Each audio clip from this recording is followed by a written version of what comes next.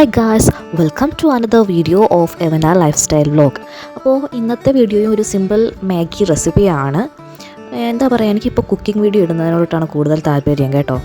ആദ്യം ഞാൻ മോളുടെ പേരിൽ തുടങ്ങിയൊരു യൂട്യൂബ് ചാനലാണെങ്കിലും അവളുടെ വീഡിയോസ് ഇഷ്ടപ്പെട്ട് കുറേ അങ്ങ് എന്താ പറയുക അറുമാദിക്കാമെന്നാണ് വിചാരിച്ചത്. പക്ഷേ ഇപ്പോൾ എനിക്ക് കുക്കിംഗ് വീഡിയോ ഇടുന്നതിനോട്ടാണ് വളരെ താല്പര്യം തോന്നുന്നത്.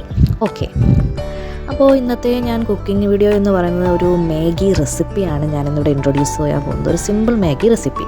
അപ്പോൾ അതിനുവേണ്ടി ഞാനിവിടെ എടുത്തിരിക്കുന്നത് നമ്മുടെ 2 minutes നൂഡിൽസിൻ്റെ മാഗിയാണ് എടുത്തിരിക്കുന്നത്. അത്യാവശ്യം വലിയ പാക്കറ്റാണ്.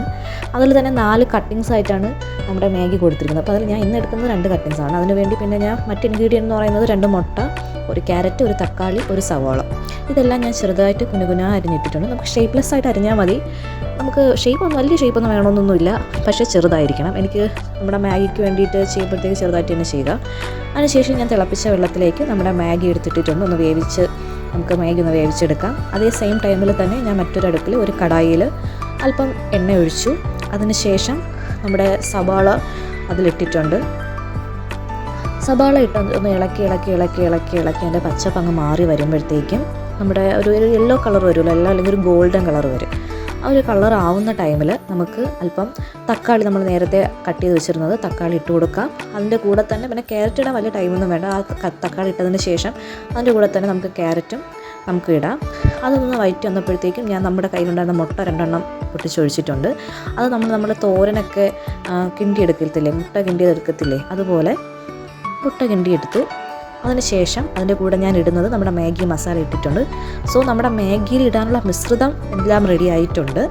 അതിനുശേഷം നമ്മൾ നേരത്തെ വേവിച്ച് വെച്ചിരുന്ന മാഗി അതെല്ലാം സ്ട്രെയിൻ ചെയ്തെടുത്ത് നമ്മുടെ ഈ മിശ്രിതത്തിൻ്റെ കൂടെ ഒന്ന് ഇട്ട് മിക്സ് ആക്കുന്നുണ്ട്.